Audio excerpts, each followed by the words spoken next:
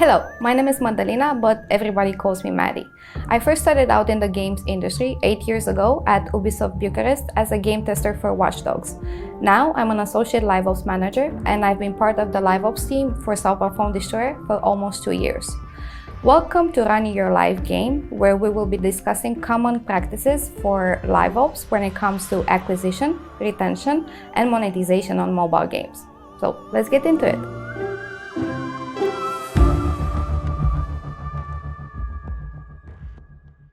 Acquisition. Acquisition is all about getting your game to your target audience, and this is usually done by running player acquisition campaigns and segmenting your target audience, and then running ads on different social media platforms like Instagram, Facebook, or even TikTok.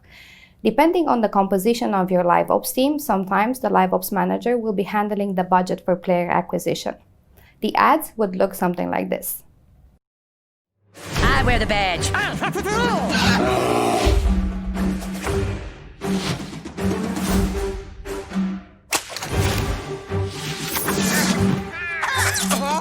play with us. And bring your phone. Get your hands on some store featurings on Google Play Store or the App Store. Different types of featurings are better than others, but your goal should always be to get featuring on the countries of your target audience. Push your live events for store featuring too. This can be really beneficial because it will communicate to your players that your game is alive and kicking, so they should definitely download and try it out. Market your game. Marketing is one of the best tools not only for acquisition, but for retention as well.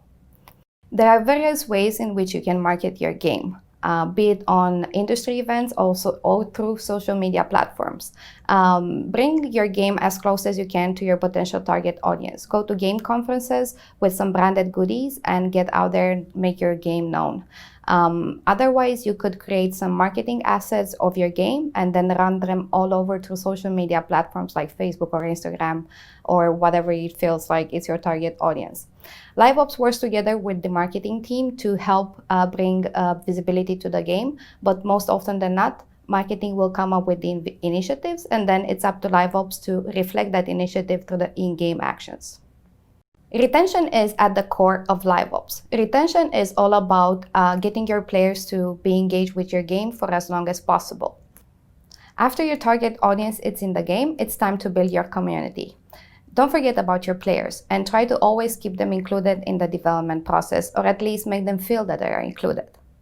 Live Ops needs to keep a constant communication channel between the community developer and the rest of the team, so that after they listen to their feedback, they need to evaluate whether adjustments need to be made on the upcoming plans. Talk with your community. Communicate with them and keep them in the loop about what's coming next into your game. But try not to promise things that you cannot deliver, because that can make them mad and then you risk them uninstalling the game. Remember that communication is a two-way street, so you also need to listen to their perception of what you're doing in the game. I was once at an IGDA meetup and someone approached me and asked me, hey, do push notification actually increase DAU? That's a great question. And it sometimes actually does increase the daily active users. But the challenge is not in getting the players into the game, but the challenge actually is in keeping them in the game. There's also the weight of the perceived value of a push notification, because whenever you receive a push notification, it communicates to the player that something is happening in the game, something that they shouldn't miss out on. But be very careful as to not overdo the push notification, because you can actually annoy your players into turning off the notifications for your game. Run community events and support them in-game. If you run a community event or a marketing event, make sure that that action is reflected in the game. You can use live events to promote or advertise marketing campaigns. Or let's say that you've reached a marketing milestone of 100K Instagram followers, then get a gift out there for the players. You will find it creates goodwill and it actually makes them want to stay in the game. In-game gifts can also be used to appease the community if they're angry about a bug or a client release that they didn't enjoy. But make sure that you are careful with the balancing of the in-game gifts, because if you're not, you can end up ruining your economy. Run in-game events and publish regular news. By doing that, you will create the perception that the game is a living entity that's constantly growing and evolving. The more events you have, the more careful you need to be with the event rewards as to not to ruin your economy. Balancing event rewards can be a challenging task, but it's very important. This is where I spend most of my days, planning, scheduling, designing, and implementing live events and in-game news. And as you can imagine, my live ops calendar is my best friend, and I'd be lost without it. Release updates periodically and deliver speedy fixes. This is very vital for your community because gamers tend to get bored really fast, so you need to try to mitigate that as best as you can by releasing new and exciting features for them. Release new content because this is important not only for retention but also for monetization. What's even more important is having a sustainable content pipeline because you don't want to be in a situation where your content pipeline is so expensive that you cannot release anything. Build game features for maximum player engagement. Whenever you build a new feature, make sure you know what the target KPIs are and what you're trying to improve. And retention should always be on top of that list. Knowing your game community is also important when building features, so do some little bit of a market research beforehand. The Live Ops team will work together with other disciplines to make sure that the content that's needed for the Live Ops day-to-day activities is on track. They will also be coordinating with design teams to help establish which KPIs to target for the next release. After the release, it's on Live Ops together with a BI analyst to analyze the performance of the release and actually see if the KPIs have improved. There are a couple of ways in which to engage players through features. One of the most common mechanics are battle passes. Battle passes revolve around rewarding players with exclusive premium content for performing various in-game actions or collecting a certain type of in-game currency. Another type of common retention feature is a feature that plays on the social aspects of your game, like guilds or teams. It is important to create ways for your players to engage with the game with their friends. Challenge type features also play on one of the gamers' drives, which is mastery. They need to master your game and they also need to show off that mastery through various in-game leaderboards. So make sure you have that in the game. What's even more important than the feature itself is being able to iterate on it. Launching a game feature and forgetting about it for a year can have a negative impact on your community because the game will start feeling repetitive, tedious, or even boring. So make sure to add layers of complexity on top of existing features to make the game feel fresh. If you can, A/B test your feature before full release so you can see if it actually has the impact that you wanted to have. And if it doesn't, go back to the drawing board and rethink some of it.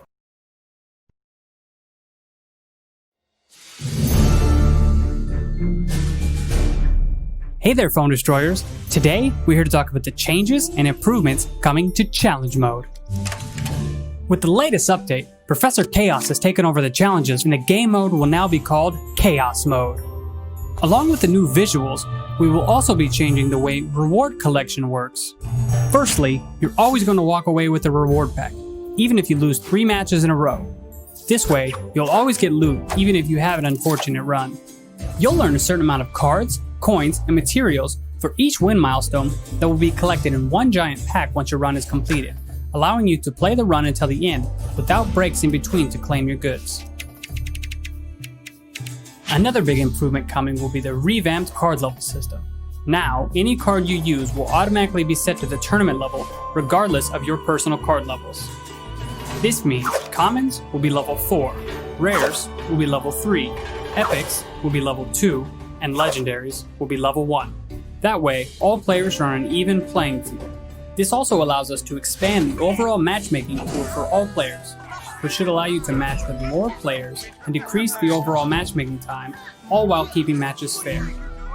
We have also added a new deck builder system in the deck builder.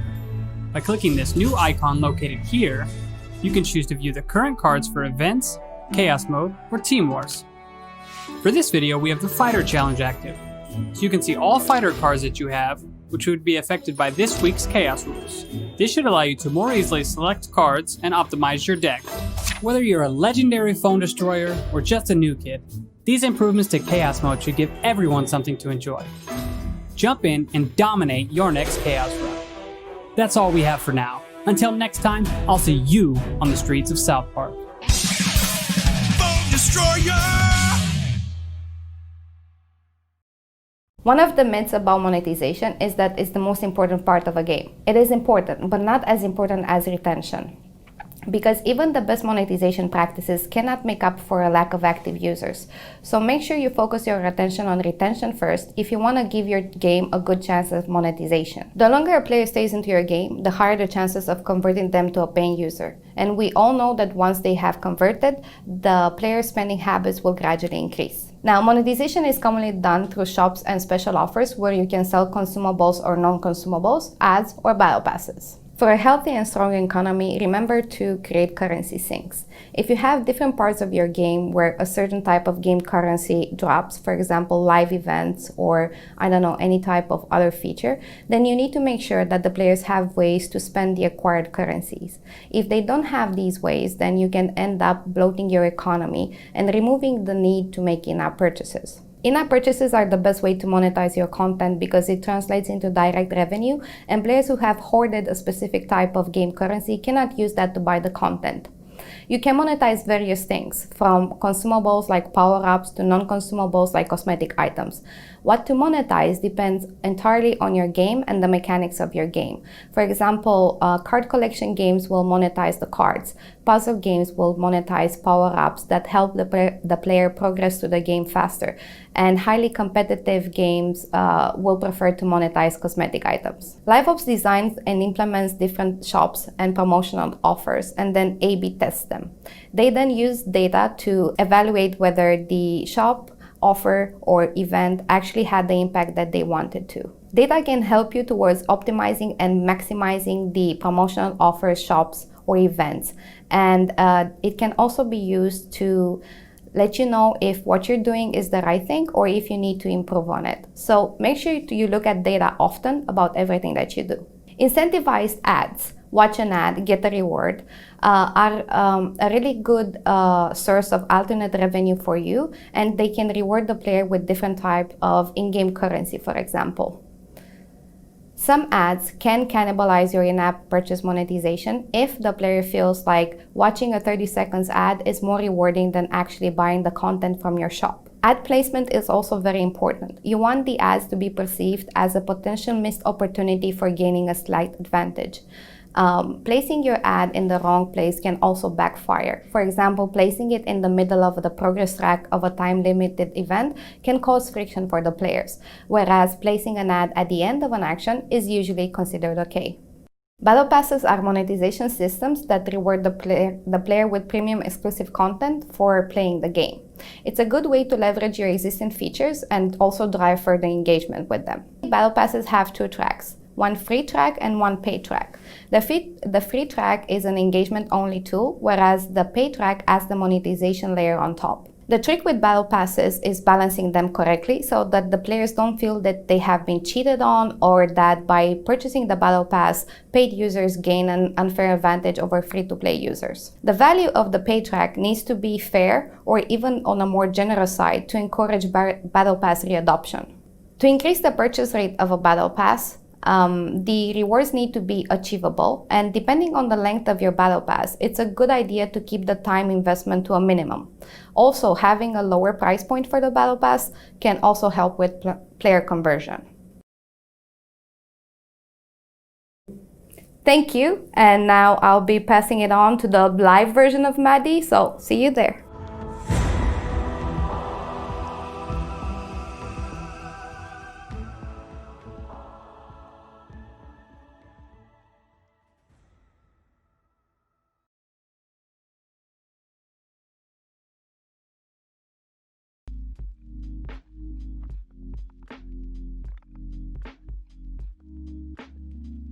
All right, thank you, Maddie, for this presentation. That was wonderful and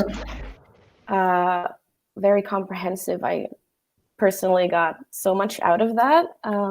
So let's hop right into some questions. And actually, I'm going to be a little bit selfish here, and one question that popped into my mind as the very first thing when you started your presentation was you spoke about marketing quite a bit and marketing your games, and specifically mobile games. Would you have any advice for teams and small studios marketing their mobile games with very small budgets or no budgets at all? Right. So this is something that I really wanted to touch a little bit more because, as you know, when you're in a small company, you might not necessarily have the huge budget of like big companies and stuff like that. So what I think that could work on a small budget to market your game, although honestly I'm not in marketing myself, would be probably to try to get yourself known by checking all these events that are happening. Even like events like this one, they're really good to get the name out there.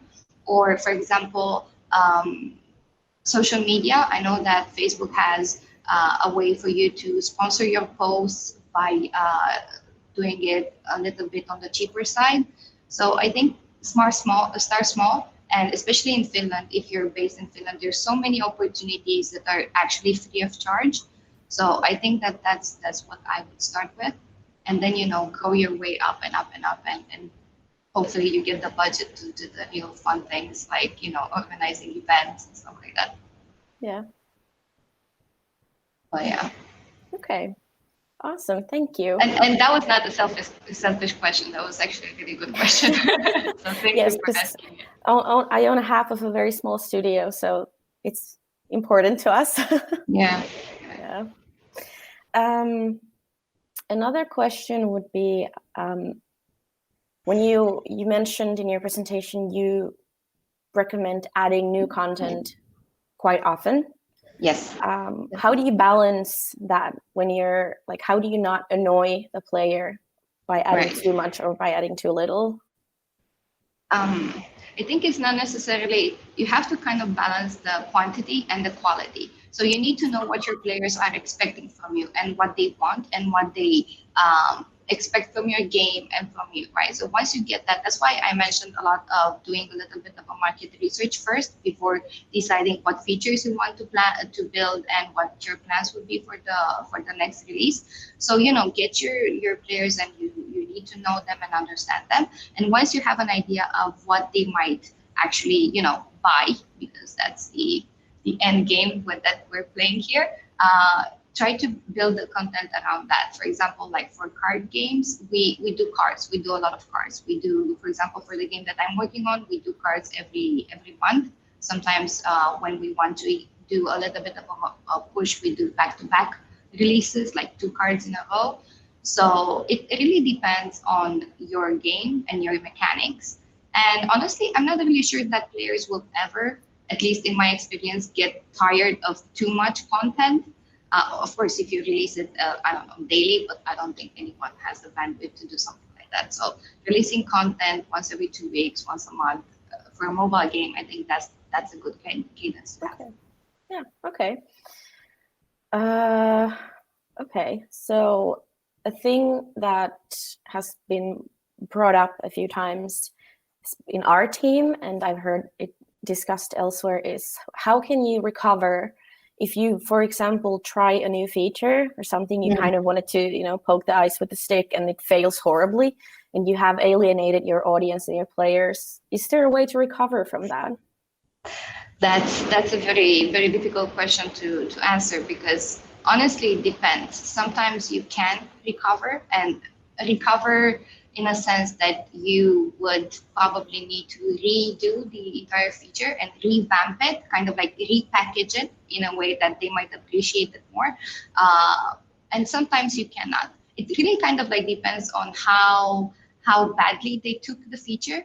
And I know that some communities might be more reactive than others, might be more explosive than others. So that's where you kind of like get to involve your community managers as well and ask for their feedback and their guidance, because in live operations, I find that very important, because you need to listen with what they want, but you need to balance it out with what is actually good for the game. So if you mess out once, it's not the end of the world, because live games are meant to be dynamic, and they have the ability, and they should have the ability to change fairly quickly.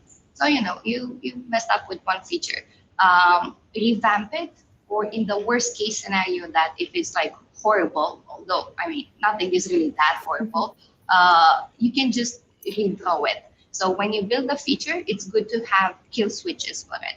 That would allow you to, basically deactivate the feature from the game, right? So I think that's kind of like a good thing to have when building a feature that you find it might be a little bit on the risky side. Just build a kill switch in it and just turn it off if it's like completely horrible. Yeah. But don't worry, like. Yeah, that's been a thing. Like everyone is telling everyone that you need to, like, sometimes you just need to kill your babies or get rid of the things that like don't work. And everyone is telling that to everyone, but no one really wants to do it. Like we all know that sometimes we have to do it, but we don't want to. It's hard, it's your work. It's hours and hours of work. You don't want to, destroy it. You're just like, please love it. Please love it. Why won't you love me? Yeah. Exactly. But, kill switches, and it's important for you not to be the one who actually pushes the kill switch. Ask someone else to push it. Yes. From personal experience, it's always better to have someone from the outside to kind of be like, okay, this is not working, make it stop. It's hard for you to actually see it, because like you mentioned, it's your baby. It's good to have outside perspective, and it's good to have, if you have a larger team, to listen to their feedback as much as you can, and try not to take it personal if they don't like your baby. Yeah, it is hard, but it's necessary. I think especially with mobile games, because there are so many new games out every day in the mobile game field, so you have to overcome very quickly. It's a wild jungle out there on the mobile platform. Definitely. It's the wild, wild west. Yes, it is. But that's what makes it exciting, That is very true. It makes it worthwhile. Yes, I think the fact that it's so irrational is the most exciting part. Like you can work on a mobile game for a very long time. It looks so good. It's perfect, and then people are going to be like, no, whatever, and then you can make literally a game with stick figures and people will love it. So that's where what I also mentioned in the presentation, it's good to A/B test before a full release. So you get the feel, because like it's your game, it's your baby, you really want it to succeed, and you feel like it will succeed. But it's good to A/B test it before the full release, and always reiterate on what you're doing and improve it. And that's the thing with mobile games. You don't have to have a AAA product out there from the beginning, right? You can have, like you said, stick figures, and in 3 years of game that's being live, from those stick figures, you have the most amazing Picasso art or something like that.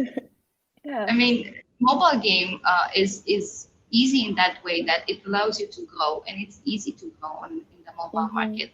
Like compared, for example, with the HD side, where like getting a patch out there, it takes a lot of time, takes a lot of resources, costs money, a lot of money. So I think that's why the games industry, mobile market, is so big and so flooded with a lot of games, because it's so easy to get your game out there, and it's not easy to be top grossing and successful. It's not. And honestly, like, let me tell you that my personal opinion is, your game might be fabulous and people might love it, but it's also about luck.